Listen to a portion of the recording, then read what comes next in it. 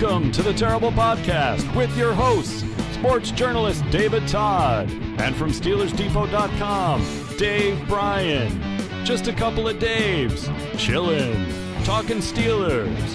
Now, here's Dave and Dave.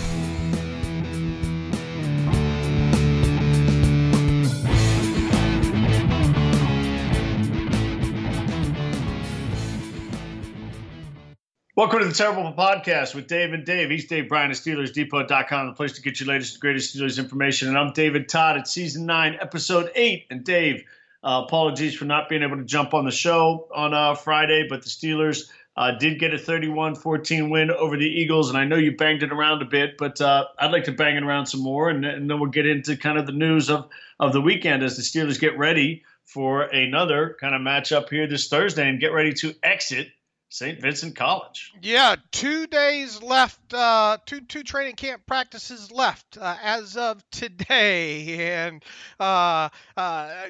really excited. I already have devoured quite extensively this first preseason game. I tell you, the beauty about being a blogger in my mom's basement and being able to do so in my underwear is the joy of you never know what you're going to wake up to every morning and which way the news cycle is going to go. And I think already this morning a few quotes from Mike Tomlin and Kevin Colbert will be worth discussing later on in the show. So where would you like to start with the game from Thursday night? Yeah, I'd like to start just kind of roll through positionally and just talk about kind of what stood out and what didn't stand out. And obviously everybody was excited to see the quarterbacks play. We knew Ben wasn't going to play. And look, we go back to draft day, and I've had a view of how this all was going to play out. And I don't think nothing has happened from OTAs to minicamp to practices at St. Vincent. Or in this game that leads me to believe anything different. And I think, we saw, again, small sample size for all the guys. Nobody was bad. Guys made some plays and didn't make some plays. Landry Jones, obviously, been very complimentary about Jones's role on the team when he talked on Sunday, acquitted himself well. Dave, it's the other two guys that are interesting to talk about. I thought Dobbs on the interception, he just made a bad decision on who to pick as the receiver. I think, watching the play a couple times, they had two guys running the route on the left side there, and he was either late with the throw to the underneath receiver, but more importantly, I think if you watch it, I don't know if it was Griffey or not. I couldn't see the number very well, but the receiver he had kind of running a corner, post corner was, touchdown. Yeah, I think a little bit of the ball coming out late for sure. There, Alex and I kind of talked a little bit about that. Look, he only had, and I'll have the contextualization of 13 throws Dobbs had the other night up on Steelers Depot later today, just as I did with the Mason Rudolph throws that I posted on Sunday there. So it should give a better idea of ball placement and the particulars, the play-by-play, and, just add a little bit more visual to what actually happened, but with Dobbs particularly this today. But of his 13 attempts, only 2 of them flew in the air more than 10 yards past the line of scrimmage. One was the interception, and one was, of course, the touchdown in the end zone to Damon Patterson, which was that was on the rope, a little bit behind. Good play by both players. Yeah, good play by both players there. So, the rest of the throws were shorter in nature. And overall, though, I have to still, after going back and watching these throws several times, I found myself a little bit more impressed with Rudolph than I did Dobbs. I like the fact that Rudolph was able to, quote unquote, push the ball down the field a little bit more. He had a nice average yards per intended throw, and really his average yards per completed air yards was right there in line with his intended air yards as well too. And that's, it's a small sample size, and we can't stress that enough. It's a starting point that we have now for 2018 for both these young quarterbacks. And now we'll watch to see if there's any progression or regression moving forward. Yeah. So we have a data point here. Are you comfortable with the fact that Landry Jones is obviously going to be the week 1 backup to Ben Roethlisberger and will be getting the helmet? Oh, yeah, yeah. I mean, most definitely. I mean, there's no reason to think otherwise right now, right? I mean, for starters, if Dobbs is on, if Jones is on this roster, it means Dobbs probably isn't going to be, barring any kind of injury, because I just don't see this team. It's rare enough, the one of the few teams that, half the teams generally like to keep three quarterbacks. And although we've seen one time recently, I think the Jets, either was it last year or the year before, kept four on their initial 53-man roster, that didn't last too terribly long. So, yeah, I mean, there's nothing to suggest right now that, Rudolph's going to be the number two, yada, yada, anything along those lines. Yeah, and kind of, yeah. Well, I will go back to the conversation we had, after the draft and when the Steelers, they had a number one grade on Mason Rudolph. Look, if Ben goes down in the Cleveland game, God forbid, the guy who gives them the best chance of win, the way it stands right now for sure, is Landry Jones. I don't expect that to change, as I've mentioned all along, at least till maybe toward the very end of the season. It's unlikely. I think it happens this year, but we'll see how they move forward. We have a data point on the other two guys now, as we look forward to the game on Thursday. Dave, the running back situation has been an interesting one. Matthew Marksey wrote on the site. He put up an article that went up this morning, very early in the morning, and talked about what draft picks aren't going to make the team. Jalen Samuels is really going to have to do something here to make this football team, because I didn't think Fitz or Stephen Ridley was outstanding, but I thought they were both good. And James Conner's on the team, Le'Veon Bell's on the team. Jalen Samuels, I can't see him being ahead of either of those. And we know what Mike Tomlin thinks of Fitz, so that colors my view a little bit. And he's been a special teams player. I can't see Jalen Samuels getting it. I don't think he's ahead of either of those guys, and I think he's got an uphill battle. Let me put it that way. And I've said that pretty much since that kid was drafted. Now, Alex still is pretty firm in his belief that Jalen Samuels will be on the 53. So, he's obviously been there in training camp. I haven't. All I have is Samuels' college tape to go off of and one preseason game so far. So, we still have 3 preseason games to go. A lot can obviously happen during that time. As I always like to say, sometimes these things magically have a way of working themselves out. But would I bet my house right now that Samuels makes the 53? No, I think that's still a little bit dangerous at this point. I want to see. I'd bet my house against it. I mean, if you made me pick, he's not making it. I don't see it. Well, that's what I'm getting at. I don't think he's a lock. I'm not saying he's not a lock. I'm saying he's a long shot. Well, I'm saying there's still a question whether, color it however you want to color it. I just don't think, he's a lock at this point. I think he's never been a lock, right? No one's, I don't think, look, I've had him in my 53-man roster, but that's what you do sometimes until you start seeing some of these people. If you take my 53-man rosters over the year entering training camp, I guarantee you I've never been perfect on any of them, and I'm not going to be perfect on the one this year. I think it's just a process of going through, and as I've stated all along, when it comes to Samuels, he was a jack of all trades at North Carolina State, but really not a master of any one of them. And if you're going to be a number 3 running back on a NFL team, you better, you probably have to better be decent on some special teams aspects on top of it. And then there's a whole physicality thing and not pass protecting. He's still got a lot to show. And, look, you go year in, year out. How many times have we seen all draft picks make the 53-man roster? Never. It's very rare, especially during the Mike Tomlin era, for such a thing to happen. So yeah, I don't know what the argument is here, but yeah, I agree. He's not a lock right now. Yeah. Okay. Wide receiver was interesting because Patterson, who you mentioned earlier, obviously impressed. Rookie out of Youngstown State. James Washington, again, this is the first chance I've gotten to see him in a Steelers uniform in game conditions. Obviously, same for everybody else. He made a nice contested catch. I think there've been, Ben's comment about James Washington was slightly damning, saying, he didn't know what the heck he was doing. He couldn't be out there with me earlier. It's not a great look for a receiver and, who's gone through OTAs and minicamp to be in preseason and be in that, have your starting quarterback say that. It's not wonderful. It certainly wasn't a compliment, but I guess you could look at it as a compliment in the sense that he's made progress in the sense that they could put him out there. Patterson did enough for me to at least put himself on the radar. And when we talk about, the way you look at him is he's a little bit bigger guy. And you think about Tucker, who made a play downing a punt at the goal line and did a couple other things. And you think about DHB and Hunter. And for the coaching staff, salary's not going to drive many of these decisions because we're only talking about a couple $100,000. But, the younger guys are cheaper.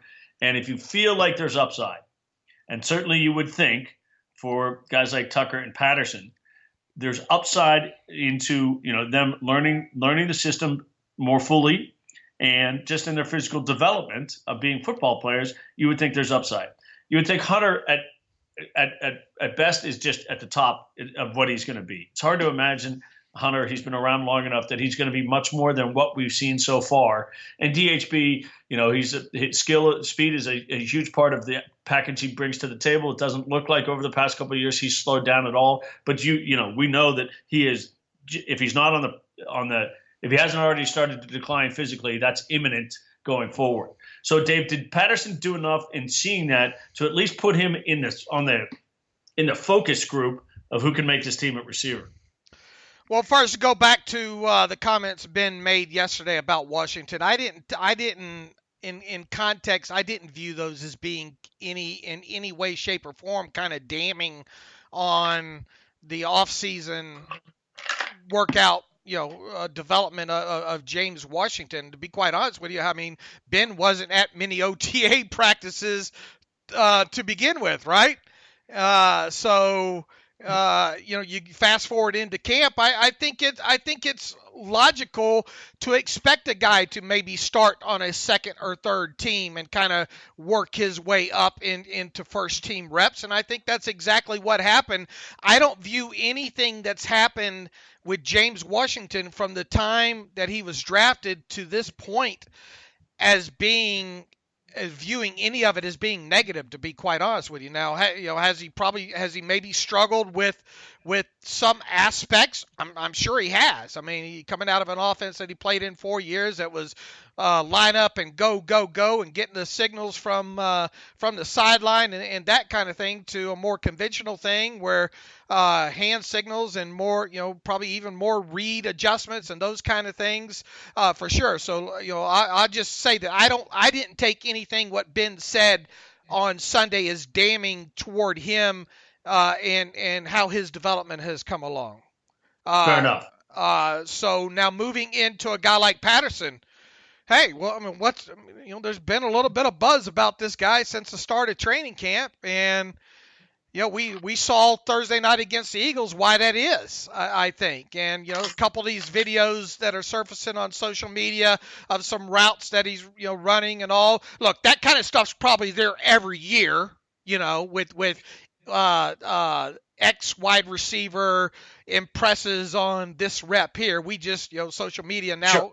Now allows us a better look in there. But, I mean, I thought he represented himself real well the other night against the Eagles, and he's a physical guy. He is a guy, you go back to his background at Youngstown State. And, look, even, you go back to as far as right after he was signed in the initial profile that Alex put up on the site on him.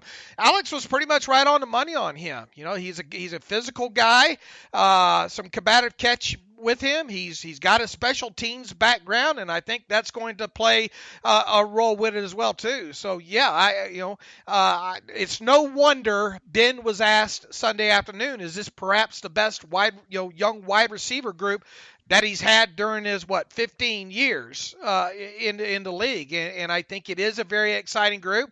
And so somebody really asked that? Yeah, when he had Mike Wallace and Antonio Brown at the same time.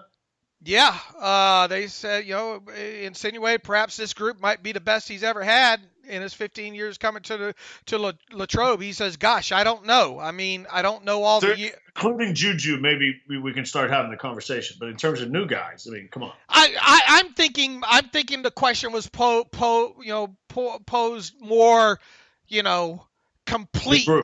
Right, the complete group, not just draft picks. I'm talking first-year guys, undrafted. Juju, Tucker. Right. Yeah. Okay. All right. All right. I'm seeing. Okay. I still think it's a position of questionable depth, but certainly Patterson's performance caught my attention probably more positively than any player in the game. Well, here's the thing, and it looks like it might be trending this way against Green Bay this week. Washington getting into the game a little earlier. Now, will he get first-team reps? Obviously, you and I probably still don't expect Ben Roethlisberger to play, but we'll know for sure when Mike Tomlin holds his press conference on Tuesday if that's the case. If Ben does play, it's only going to be a series 2 at max, one would think.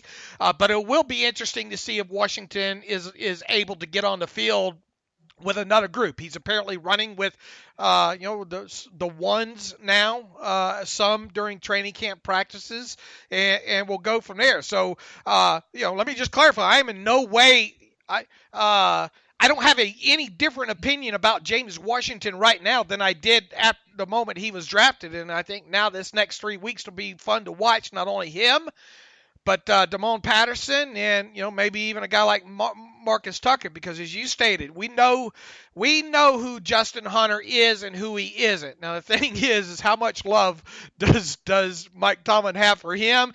DHB, we've stated it every year 50 times since DHB's been on this team. He is a special teams dynamo at this point in his career. He still has the speed and all, but you got to start making plans to be without him. Will it be this year? I don't know. I think it's too early to tell. I still think I'll be surprised if he's not on the team, but I could fathom Hunter not being on the team. Yeah, I'm of a similar mind here. And again, this all makes it tough for Quadri Henderson, who, didn't really get an opportunity, took the opening kickoff back and didn't do much with that, and then never got a chance again on either punts or kicks. And Mike Tomlin said this morning in an interview, he's going to have to run his way onto the team. And it's tough. They say if you don't get a chance to return the kicks, it makes it awfully tough. And it's one of those things where, Dave, this is one of those situations where it's a whole question of kind of luck and process. Have you seen enough tape of Quadri Henderson at Pitt, and can you ascertain enough in the practices at St. Vincent when you do go as live as you ever go on special teams that he's enough of a difference maker to take a roster spot? Because the reality is he may only get to an opportunity to return 2 or 3 kicks here, and if somebody misses a block, then maybe he's out of luck. So if he has to do it, if he has now 3 preseason games, and maybe in 2 of those, maybe only a half, to kind of make this team on a return, it's basically, can you return a kick or a punt for a touchdown and then maybe have a chance? If you do that, you obviously think his chances are slim and virtually none. Yeah, that's the way my stance. And look, he didn't play any offensive snaps the other night anyway. Right. Clearly not part of the offense, and that just makes it that much tougher. I mean, if you're not even going to think about him for a jet sweep or just running a slant because he can bring you something. I mean, look, this is a kid who made a mistake, and we all know why, and we don't need to get into it again. He should not have declared for the draft this year. It was a bad decision. If he wasn't going to class, he wasn't going to class. But he is a guy who really could have benefited from another year in college, especially at the wide receiver position. Right. Exactly. Well, exactly. He's proven his chops as a college returner, no doubt. But no, learning to play wide receiver for sure. Right.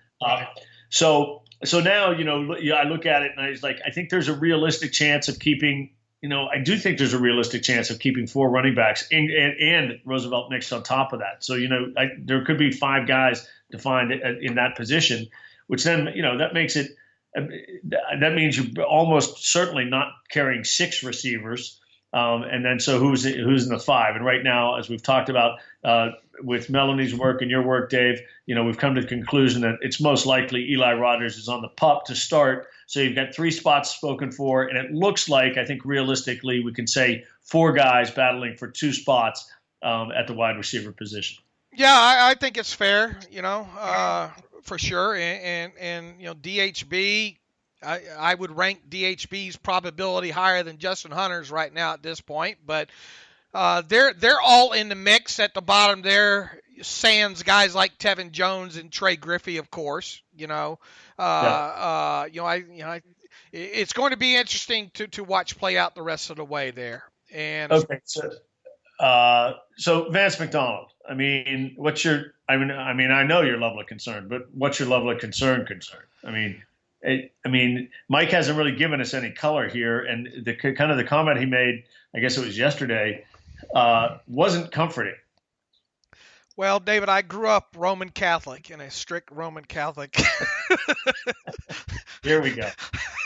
house. It all started, I think, when I was about I think Two. I feel like I'm laying on the couch here. It all started when I was 4, and I guess what I'm getting at is I haven't said the rosary in years. I don't even think I could remember how to say the rosary, but if I could, I might partake in that exercise.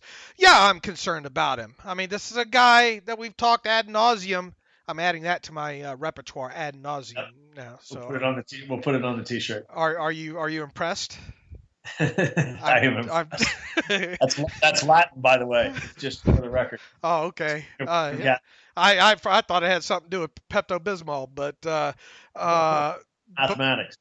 But anyway, we've talked about him. I mean, I don't know. You want to label it injury prone? Go ahead, and listeners label it however you want to label it. He has problems keeping himself on the field, whether he's the unluckiest individual or whatever. And right now with the foot injury, based on what Tomlin said after the Sunday practice, it doesn't sound like we're going to see him again at training camp in Latrobe. Obviously, you're obviously not seeing him Thursday. Obviously not going to see him Thursday. Can he get out there the week after that for the tune-up game? I don't know, what kind of odds can I get against that happening? And, 50, and then go from there. Is it some sort of a mid-foot sprain? That girl Liz Frank, he been hanging around with her, or what? I don't know. But the fact of the matter is he's not on the field once again. Yeah, that's the fact of the matter. And so, you look at depth of the position, and you got two guys, you got, James and Grimble. And if, I think if those are 2 and 3, you're fine. If those are 1 and 2, you're probably a lot less fine. What do you think of the cast of characters that we saw? Did anybody, a little bit of an impression? Nothing at tight end? Yeah. Yeah, I mean, not worth. Alex and I gloss over that position nightly pretty quickly because, and look, even Grimble's sidelined right now with something with the thumb or whatnot. So that leaves Pharaoh McKeever and the rugby player and Bucky Hodges and of course Jesse James. God bless Jesse James for keeping himself healthy. Okay, so then offensive line, Finney gets dinged in the quad, but he's back, so not too big a deal. I didn't see anything that made me change opinions on anybody or nobody. DeCastro gets smoked on the first play of the game by Fletcher Cox. That wasn't, not exactly what you're loving to see there with with 2 All-Pro players. But I didn't see a lot one way or the other that stood out for me. Yeah, I thought Matt Filer had a good couple first series. I think Matthew highlighted him in a film room on SteelersDepot.com this morning. So run by and see that. I thought he represented himself well. And, Chooks, the rookie, I thought okay. And, the rest of the starters weren't in there very long. And, we're probably not going to see that group as a whole until maybe the third preseason game for a little bit. I think the big question now is, or has been all along, you're going to keep 8 or you're going to keep 9. And, that's probably a good time to kind of segue into a couple of new additions that the Steelers have to the offensive line. They signed Zach Banner on Sunday, a former 4th-round draft pick of the Indianapolis Colts, who promptly got himself cut last September by the Colts. He spent his rookie season with the Cleveland Browns. He comes out of USC. Alex and I talked a little bit about him last night about the weight issues he's had in the past. Kevin Colbert was on the radio this morning talking about how he's got his weight back under control and that he's just a big guy. He does have some pedigree, obviously, coming out of a big-time program such as USC, and obviously, one thing that I didn't even or failed to research, he is the biological son of Lincoln Kennedy, David, who played 11 years in the NFL with the Atlanta Falcons and the Raiders there. So there is some pedigree there. So in so many words, Kevin Colbert hinted at why Banner has been on the street as long as he's been since being cut. I think the end of May, 1st of June, after being waived by the Carolina Panthers, and this guy will get his shot. And he says he's got a chance either as a tackle or maybe even inside at guard. Boy, a 6'8", 360-pound guard. That would be interesting. So we'll have Alex check in later tonight after practice to see exactly where he lined up. They waived Meadows, who had only been with the team for about 10 days, waived him injured to make room for Banner. And then yesterday afternoon, it was reported that they had signed a kid out of, I think it was Iowa State, Oni Amoli, I think is how you say it. Steelers they're cornering the market on guys whose first name begins with O, right, or last name. I mean, it's like 5 of them now. Yeah, for the god awful chance that any other organization listens to this podcast, they must have fun with me pronouncing some of these last names. But anyway, he's another interior guy. He replaces, I think, Patrick Collins on the roster, who evidently got himself injured there. So 2 new offensive linemen this late in training camp, and we'll see what Banner's able to do, in the final 3 preseason games. But as I said, I think the only question now is, assuming everybody stays healthy, are you going to keep 8 or you keep 9 in total? Yep. Okay. So that covers the offense. Let me just give you an overview of the defense that maybe is not going to jive with what everybody else saw. I wasn't impressed. I realized they got 2 interceptions, and watching the film, I heard commentary that these guys jumped the route and stuff like that. Those were 2 of the worst throws you'll ever see. Now, Sensabaugh did read the play right, and not he saw the coverage that we've seen, and Alex has done a great job of demonstrating last year how the Steelers defense plays this play where the corner on the sideline will undercut the guy coming across, and that's what happened in that play. We saw it with Artie Burns a couple times last year, and Alex, like I mentioned last year, he really did a nice job of breaking down those plays. So good play by Sensabaugh. The pass to Cam Sutton, hit him in the numbers. No, he had to catch it, and I'm not taking anything away from it. So they got 2 turnovers on 2 not great throws. But I just wasn't particularly impressed with the defense. I mean, there were plenty of holes in the run game. The tackling wasn't great by the guys in the secondary. They got, what's his name? Got 35, whatever his name is. Got beat pretty badly on a straight go on the Eagles touchdown. I guess their first touchdown. I can't remember if it was their first or the second touchdown. Oh, you mean Deshaun Phillips when he got smoked? Deshaun Phillips, yeah. So look, Phillips he's not going to be on the team, so it's not that big a deal. But I just, as a group, didn't think it was particularly good. I didn't think it was terrible, but I didn't come away feeling like that they looked that good. Now, obviously, look, Cam didn't play, TJ didn't play, Bud didn't play. Go through the list of guys who didn't play, but you still want to see how these guys look. Now, we saw a couple plays made, and they're worth talking about. There were a couple plays that were interesting to watch, and a couple guys showed some things, but just as a group, I didn't come away with a great taste in my mouth. What was your thought? Yeah, and look, over the years, I've learned first, a couple of preseason games for sure. Look at individuals. Don't look at, to me, collective. Although you can add a couple of individual performances up and say, the collective was bad. And what you just said, your assessment is absolutely fair. I mean, Matakevich, yuck. I mean, Bostic obviously wasn't perfect. There were some missed tackles, and it's a broken record when it comes to this. When it comes to a Steelers defense, the last several years when it comes to tackling. So, did I come out of that game with a warm fuzzy feeling? No. And in fact, we talked about the turnovers. Look, I'll never knock a team for getting turnovers, but we rank sacks high quality to low quality. Yep, for sure. Maybe turnovers, if they were ranked high quality to low quality, those would be a couple of gifts right there. And, as you mentioned, the cover 2 trap for sure. And, one Cam Sutton. I mean, look who you're playing against there. So, put it to you this way, looking at that defensive performance against the Eagles, you would hope to see some marked improvement this week against the Packers, even though probably not going to have guys like Watt or Dupree back in there, probably not Hayward either. There were some small individual kind of positives come out of that game, but yeah, I understand your hot take on that.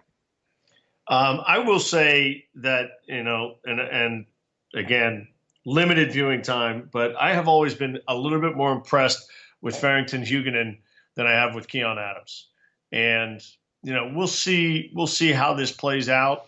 I'm just not, Keon Adams we didn't get to see virtually any of last year. Obviously, he was in the injured reserve. Huguenin was on the practice squad, so he got more opportunity.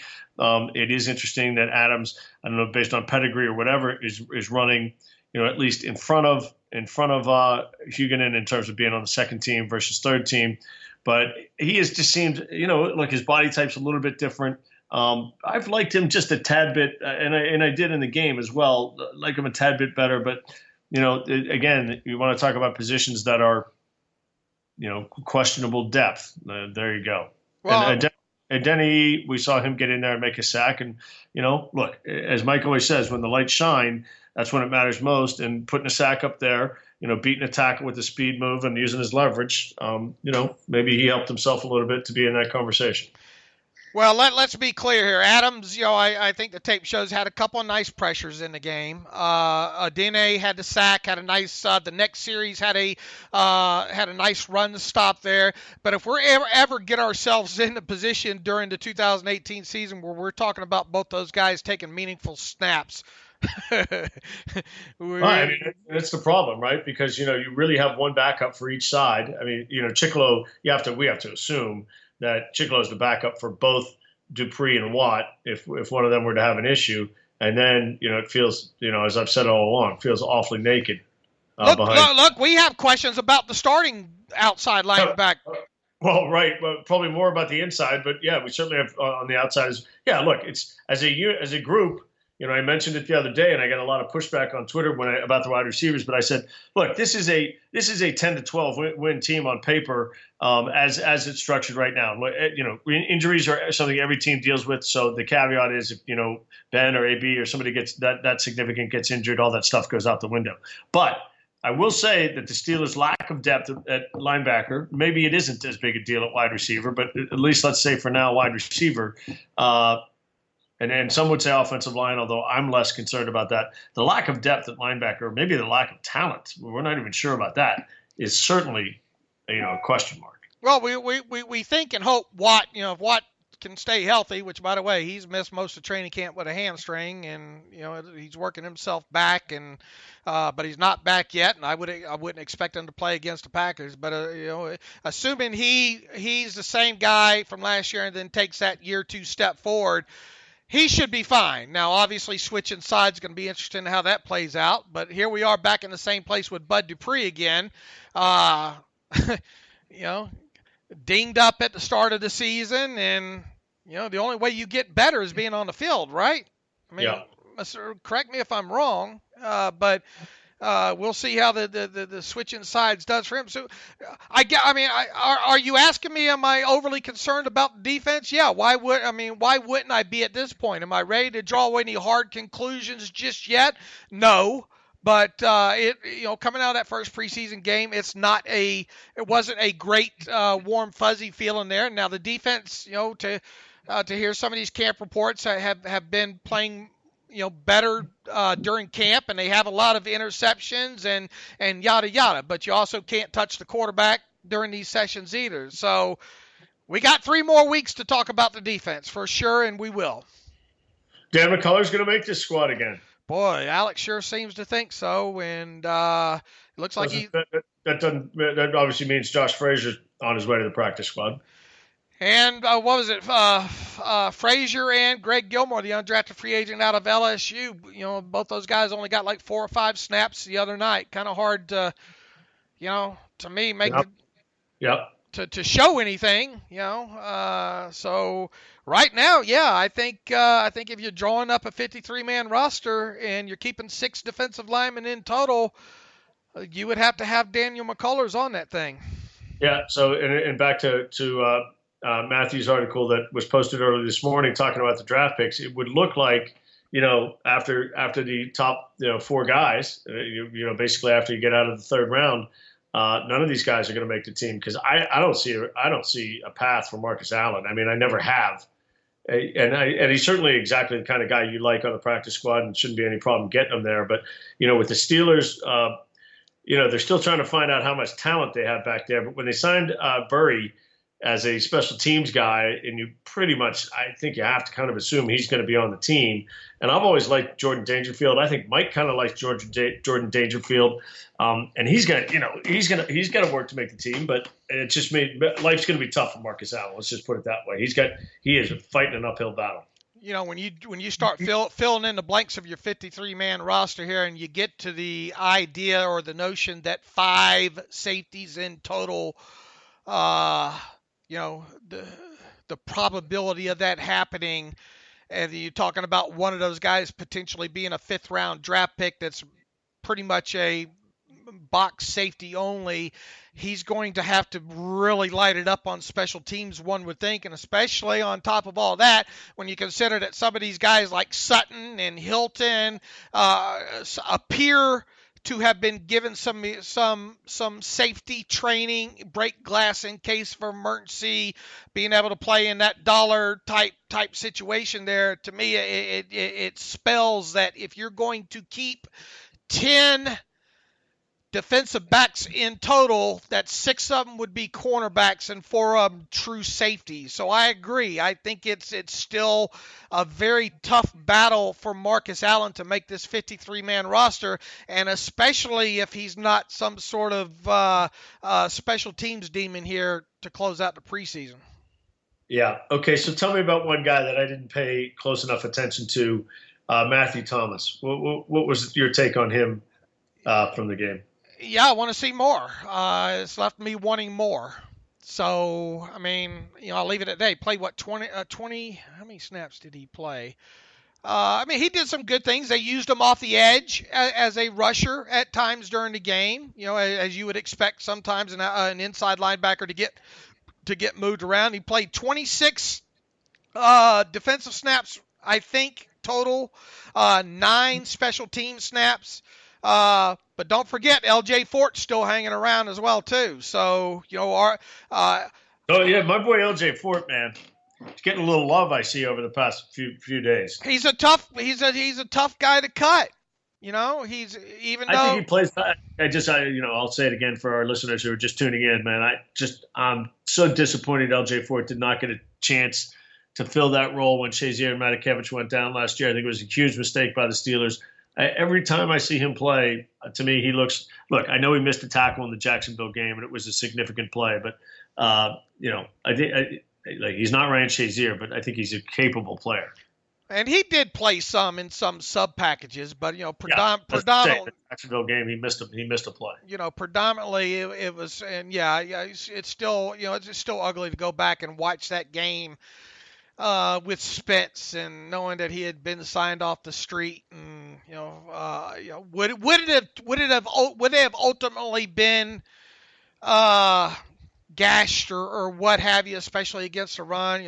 Would things have turned out differently against Jacksonville had Fort been in there instead of Spence? We'll never know, but it couldn't have been worse, right? Exactly. So he evidently made a nice interception, and look, in the last couple seasons he's been a good special teams contributor. When you get, I hate to keep going back to the bottom end of the roster here, but make no mistake that I think Danny Smith's going to have a say in 2 or 3 of these guys at the bottom here, and especially when it comes to the linebackers, either it be a 5th outside linebacker or a 5th inside linebacker or a 5th of both. You better have Danny Smith pounding for you to be a part of it. And sometimes your special teams play will trump what you can do on the field defensively. And L.J. Fort still kind of fits into both those categories there. So like I said, I want to see more of Thomas. Thomas is a guy that we've talked about since he was signed as an undrafted free agent out of Florida State, right after the draft, and a guy that we expected to maybe make a push here. So he did a little bit of that in the preseason opener. Now we'll watch and see if he can build on that performance moving forward.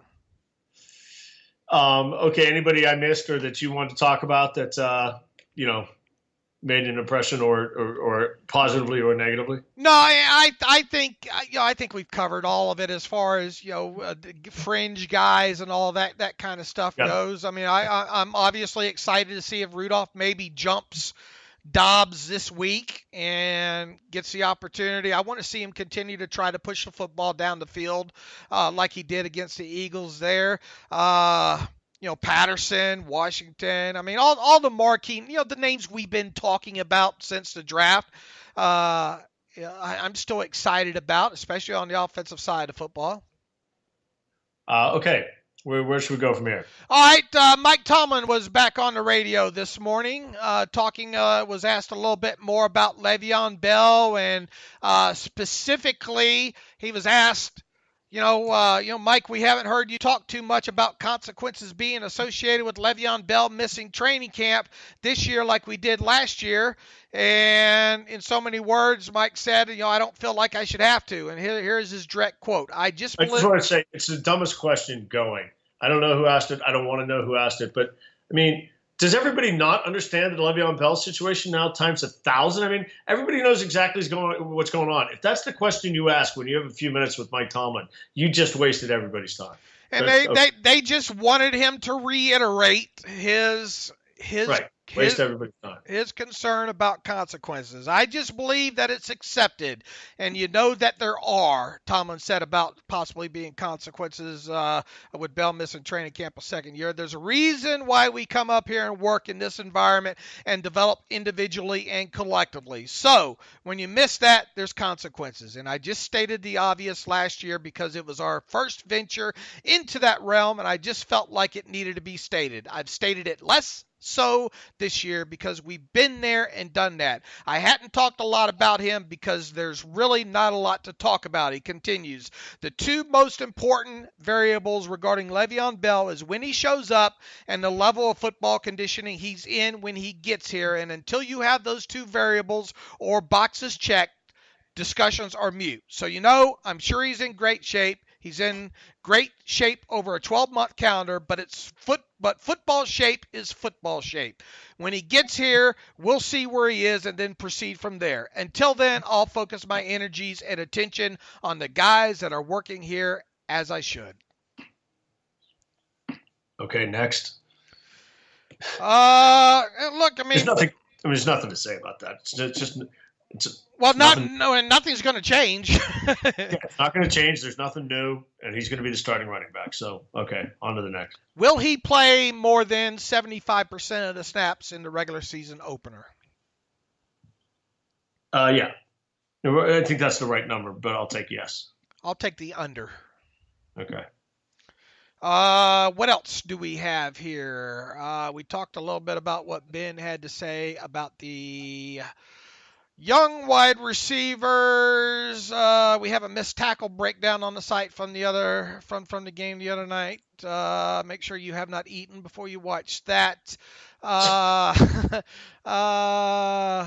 I think that's got a good grasp on it. I mean, is there anything else that has been said, the last few days that you want to cover?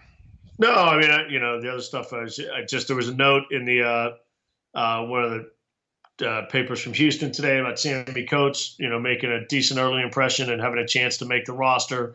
Sammy was obviously traded to maybe a little bit of a surprise to people, certainly a surprise to me. Traded to Baltimore last training camp and Cleveland, old. Jeez, yeah, to Cleveland, and then now he's with the Texans. So we'll see if he gets a chance. And there are a couple quotes in there. He's saying the right things. Realizes special teams is going to have to be part of the equation for him to make the team. So that was a little update on Sammy Coates. Did you get a chance to watch Hard Knocks from the other night? I have not, but I've got them. They're on my list. I got back yesterday and I watched the game and I watched the first half a second time and then I watched a kid from Chicago hit a grand slam on a 2-out, 2-strike pitch in the bottom of the ninth to walk off a 4-3 win, which was no fun. The Pirates game. The Cubs beating. The Cubs game. Yeah, I saw the highlight of that as well too. Okay, moving forward, the Steelers, of course, will be back on the practice field today and Wednesday. Those are the last 2 open training camp practices of 2018. They'll have a closed session on Wednesday and then travel to Green Bay. Mike Tomlin will speak to the media, I'm guessing tomorrow, just short of noon. What are you expecting him to say as far as the quarterback rotation? I would think for another week here that Josh, I think Landry, I kind of would expect it to go the same way. I think it wouldn't surprise me if it went exactly the same way. Landry's still got to take reps. So I would expect him to kind of get the first quarter, Dobbs and Rudolph again. And then in week 3, maybe Ben gets the first quarter and Landry gets the second quarter, and then it'll be interesting to see who gets the second half of that game. All right, you and I will be back on Wednesday, and we'll go over what Mike Tomlin had to say. We'll preview the preseason game against the Packers, and then go from there. In the meantime, Alex will be back with me tonight tonight and Tuesday night on a special edition Terrible Podcast to recap what he observed out there at St. Vincent College in Latrobe. And wrapping it up, right? And in the meantime, you can follow me on Twitter at Steelers Depot. You can follow David Todd on Twitter at David M. Todd. You can follow the show at Terrible Podcast. Email the show, theterriblepodcast@gmail.com. If you like what we do and you want to donate to the cause, go to SteelersDepot.com and hit that donate button. David, I got a new hamster. I forgot to mention that. Keeping the electricity on. Steelers Depot now on a dedicated server. How about that? Fantastic. So hopefully the problems that we had the other night after the preseason game against the Eagles where the site crashed will no longer happen. At least that's my hope, because can't have that happening. So in the meantime, you and I will talk again on Wednesday. As always, thanks for listening to the Terrible Podcast with Dave and Dave.